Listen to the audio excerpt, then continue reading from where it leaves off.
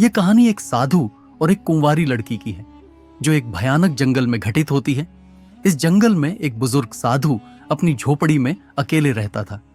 कहानी की असल शुरुआत तब होती है जब एक रात भीषण तूफानी बारिश हो रही थी। चारों ओर घना अंधेरा छाया हुआ था।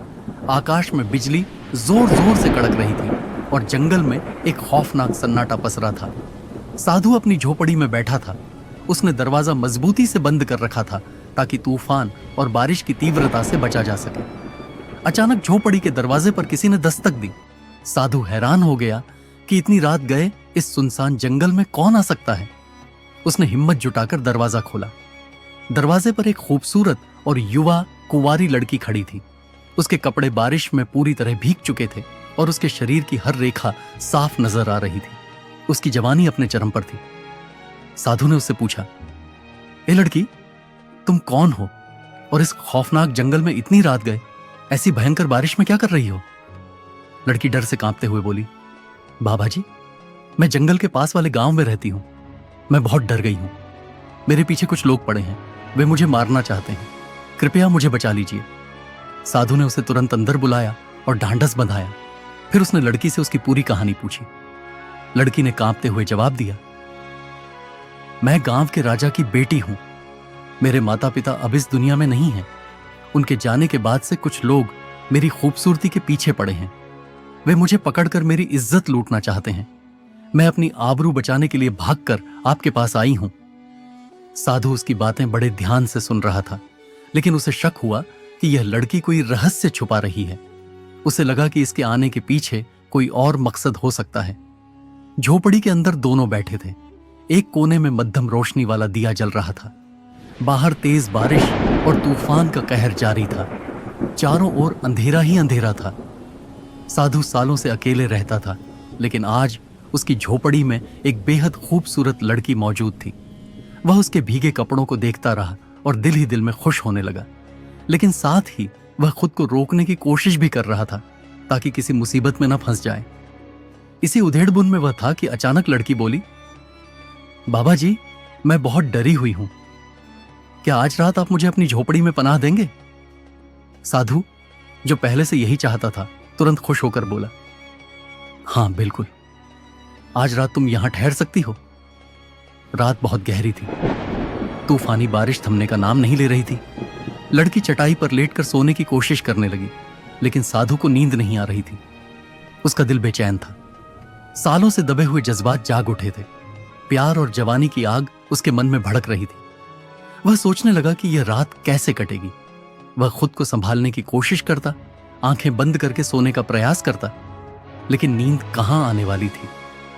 तभी अचानक किसी के रोने की आवाज सुनाई दी। साधु चौंक गया और जल्दी से लड़की के पास पहुंचा। उसने देखा कि लड़की रो रही थी। साधु ने पूछा, ए लड़की, क्या हुआ? तुम क्यों रो रही हो? लड़की ने डरते हुए कहा, मेरे साथ कुछ ऐसा हुआ है जो मैं किसी को नहीं बता सकती। यह सुनकर साधु हैरान रह गया और बोला, ऐसी क्या बात है जो तुम मुझसे नहीं कह सकती? आखिर कौन सा राज छुपा रही हो? लड़की कांपते हुए बोली, मैं कोई अच्छी लड़की नहीं हूं। मैं बहुत प्यासी हूं। फिर उसने कुछ ऐसा कहा कि साधु का खून जम गया।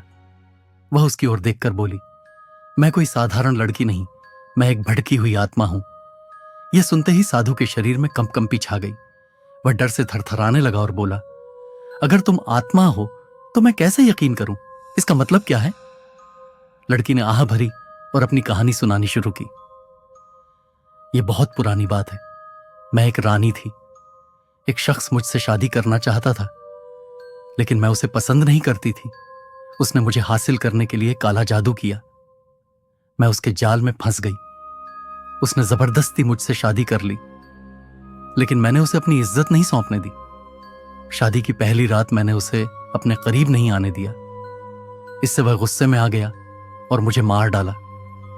मरते वक्त उसने कहा कि मेरी आत्मा तब तक आजाद नहीं होगी जब तक मैं किसी नेक इंसान या साधु के साथ हमबिस्तर न हो जाऊं। यह सुनकर साधु कांपने लगा। लड़की ने उसका हाथ थाम लिया और बोली, मैं झूठ नहीं बोल रही। अगर तुम आज रात मेरे साथ वक्त न बिताओगे तो मैं हमेशा इस जंगल में भटकती रहूंगी।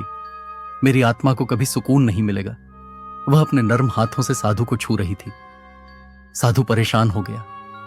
तभी बाहर से एक भयानक आवाज सुनाई दी। साधु तुरंत उठा और झोपड़ी से बाहर निकला। उसने एक पेड़ पर एक साए को बैठे देखा। साधु उसे देखकर हैरान रह गया और बोला, कौन हो तुम? वह साया धीरे धीरे उसकी ओर बढ़ने लगा। साधु ने पलटकर झोपड़ी में देखा, लेकिन लड़की खामोश खड़ी थी। साया उसके करीब आया और गर्जन भरी आवाज में बोला, मैं वही हूं जिसने इस लड़की को तुम्हारे पास भेजा है। यह वही साया था जिसने काला जादू करके लड़की को कैद कर रखा था। साया जोर से हंसने लगा और बोला, साधु, तुम मेरे जाल में फंस चुके हो। साधु ने कहा, तुम्हारा काला जादू मुझ पर असर नहीं करेगा। क्या सोचा था कि मैं एक खूबसूरत लड़की को देखकर भटक जाऊंगा? हरगिज नहीं। यह सुनते ही लड़की ने नजरें झुका ली, जैसे उसे भी शर्मिंदगी हो रही हो। साये ने चीख कर कहा, तुम्हारे अंदर भी इंसानी जज्बात हैं, तुम मेरे जाल से नहीं बच सकते। साधु ने आंखें बंद की, ईश्वर का नाम लिया और फिर बोला, ए शैतान, मैं तुम्हारे फरेब में कभी नहीं आऊंगा। लड़की की आंखों में आंसू आ गए। वह सोचने लगी कि वह क्या करने जा रही थी। क्या साधु इस साये को हरा पाएगा? क्या वह अपनी कैद से आजाद हो सकेगी? साधु ने फिर लड़की से कहा, अपने अंदर झांको, तुम क्या करने वाली थी? मैंने सालों से किसी बुराई की ओर नजर नहीं उठाई। तुम मेरी मेहनत क्यों बर्बाद करना चाहती हो? खुद को संभालो। यह सुनकर साया जोर से हंसा और बोला, साधु, अब बहुत देर हो चुकी है। लड़की ने साधु की ओर देखा और धीरे से कहा, मुझे नहीं पता कि सही क्या है और गलत क्या। मैं बस इतना जानती हूं कि मेरी आत्मा को सुकून चाहिए। साधु ने नरमी से कहा, तुम्हें अपनी आत्मा के लिए नहीं, खुद के लिए जीना होगा। यह जंग तुम्हें खुद लड़नी होगी। यह सुनकर लड़की चौंक गई। उसने गहरी सांस ली और बोली, आप सही कहते हैं, यह जंग मेरी है और मैं इसे खुद लड़ूंगी। फिर उसने साये की ओर देखा और मजबूत आवाज में कहा, मैं तुमसे लड़ने के लिए तैयार हूं। उसने हाथ उठाया और साये को पकड़ने की कोशिश की। जैसे ही उसने साये को छुआ, तेज हवा चलने लगी। साया हवा में उड़ने लगा और खुद को बचाने के लिए तड़पने लगा, लेकिन अब उसका बचना मुश्किल था। लड़की ने हिम्मत से साये को नष्ट कर दिया। जब सब खत्म हुआ तो उसने आंखें खोली और साधु को अपने सामने पाया। उसकी आंखों में शर्मिंदगी थी। उसे एहसास हो गया था कि वह गलत रास्ते पर थी। वह साधु के पैरों में गिर पड़ी और बोली, मुझसे बहुत बड़ी गलती होने वाली थी। आपने मुझे बचा लिया। मैं आपकी शुक्रगुजार हूं। साधु मुस्कुराया और बोला, कोई बात नहीं, अब तुम यहां से जा सकती हो। लड़की ने सिर झुकाया, आंखों में आंसू लिए और चुपचाप जंगल से निकल गई। उसकी आत्मा हमेशा के लिए आजाद हो गई थी।